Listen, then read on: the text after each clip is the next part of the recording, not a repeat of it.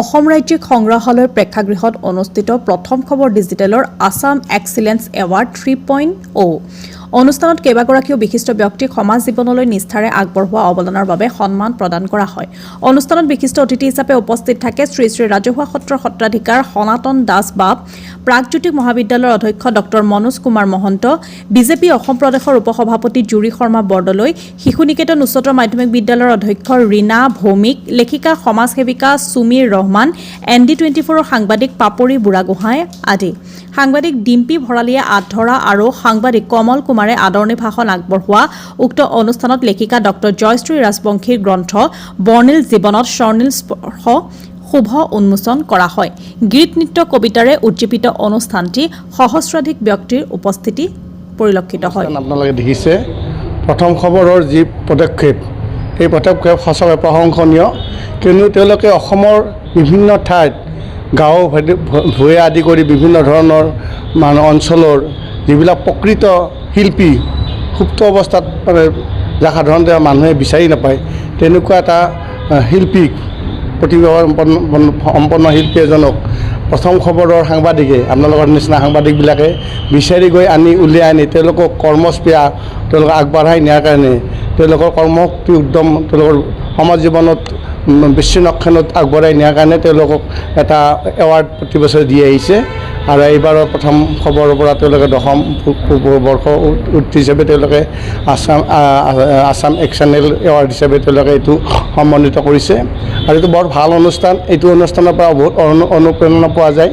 আমি এবাৰ 2022 চনত এই এৱাৰ্ড পাবলৈ সক্ষম হৈছিলোঁ। আৰু এই এৱাৰ্ডৰ মাধ্যমেদি মোৰ কৰ্মজীৱনত বিশেষকৈ মই দেখিছোঁ মই সমাজ জীৱনত বা সকলো ক্ষেত্ৰত সামাজিক সাহিত্য জীৱনত মই আগবাঢ়ি গৈছোঁ, কাম কৰা এটা স্পৃহা বাঢ়িছে। গতিকে এনেধৰণৰ যি এৱাৰ্ড প্ৰথম খবৰৰ পৰা কমল কুমাৰ আৰু ডিম্পীয়ে পদক্ষেপ লৈ এনেধৰণৰ কৰি আহিছে, তেওঁলোকে আকৌ কৰি যাওক, পুনৰবাৰ কৰি যাওক, ভৱিষ্যতে কৰি থাকক। আৰু অনাগত জীৱনত এই প্ৰথম খবৰৰ পৰা যিবিলাকে এই এৱাৰ্ড লাভ কৰিছে, এই এৱাৰ্ডে তেওঁলোকে এৱাৰ্ড হিচাপে লৈ তেওঁলোকৰ তেওঁলোকৰ কাৰ্যক্ষেত্ৰত কৰ্ম বাঢ়ি যোৱাৰ এটা উৎসাহ তেওঁলোকে যাতে জগাই তোলে, সেইখিনি মই এই মাধ্যমেদি আপোনালোকৰ মাধ্যমেদি তেওঁলোকক অনুৰোধ জনাইছোঁ। দশম বছৰ বৰ্ষপূৰ্তি আৰু তাতেই আছাম এক্সিলেন্সি বুলি যিটো এৱাৰ্ড মানুহবোৰক দিছে, সঁচাকৈ শলাগ ল'বলগীয়া এটা খুব সুন্দৰ পদক্ষেপ লৈছে। বহু বেলেগ বেলেগ বিভিন্ন স্তৰৰ বিভিন্ন ছেক্টৰৰ বিভিন্ন ক্ষেত্ৰত যিবোৰে বহু কাম কৰি আছে, তেনেকুৱা উদ্যমী লোকসকলক যিবোৰ বঁটা দিছে, তাৰ কাৰণে সঁচাকৈ শলাগ ল'ব লাগিব। আৰু লগতে খুব সুন্দৰ দুখন কিতাপো উন্মোচন কৰিছে আজি এই মঞ্চত, সঁচাকৈ খুব ভাল লাগিছে। মই প্ৰথম খবৰৰ উজ্জ্বল ভৱিষ্যত কামনা কৰোঁ। যেনেকৈ 10 বছৰ পূৰ্ণ কৰিলে মিডিয়াৰ লাইনত, এইটো এটা খুব সাধাৰণ যাত্ৰা নহয়, খুব ডাঙৰ যাত্ৰা আৰু খুব সংঘৰ্ষশীল যাত্ৰা। আৰু আগলৈকে খুব সুন্দৰকৈ তেওঁলোকৰ ভৱিষ্যত খুব উজ্জ্বল হয়, তাৰে কামনা কৰিছোঁ আটাইবোৰলৈ। প্ৰথম খবৰৰ দশম বৰ্ষপূৰ্তিৰ সৈতে সংগতি ৰাখি কনকলাল বৰুৱা অডিটৰিয়ামত অৰ্থাৎ অসম ৰাজ্যিক সংগ্ৰহালয়ত এই বিশেষ অনুষ্ঠানটিৰ আয়োজন কৰা হৈছে। আজিৰ এই অনুষ্ঠানটোত আপোনালোকৰ দেখিবলৈ পাইছে নিশ্চয়কৈ অসমৰ ভিন্ন প্ৰান্তৰ পৰা বহুকেইগৰাকী অতিথি আহি উপস্থিত হৈছেহি। আৰু আজিৰ এই অনুষ্ঠানতে আছাম এক্সেলেন্স এৱাৰ্ড আগবঢ়োৱা হৈছে। আৰু আজিৰ এই অনুষ্ঠানত এগৰাকী সুলেখিকা প্ৰবক্তা জয়শ্ৰী ৰাজবংশী বাইদেউৰ এখনি গ্ৰন্থ বৰ্ণিল জীৱনত স্বৰ্ণিল স্পৰ্শ শুভ উন্মোচন কৰা হৈছে।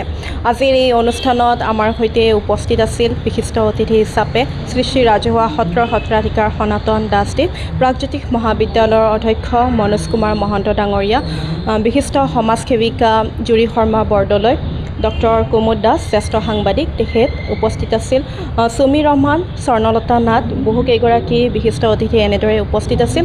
আৰু আজিৰ এই অনুষ্ঠানতে অসমৰ সমাজ জীৱনলৈ সাহিত্য সংস্কৃতি আৰু শৈক্ষিক ক্ষেত্ৰত বিশেষ অৱদান আগবঢ়োৱা বহুকেইগৰাকী ব্যক্তিক আছাম এক্সেলেন্স এৱাৰ্ড 3.0 আগবঢ়োৱা হৈছে। প্ৰায় 30 গৰাকী ব্যক্তিক আজি ইয়াতে সম্বৰ্ধনা তথা বঁটা প্ৰদান কৰা হৈছে।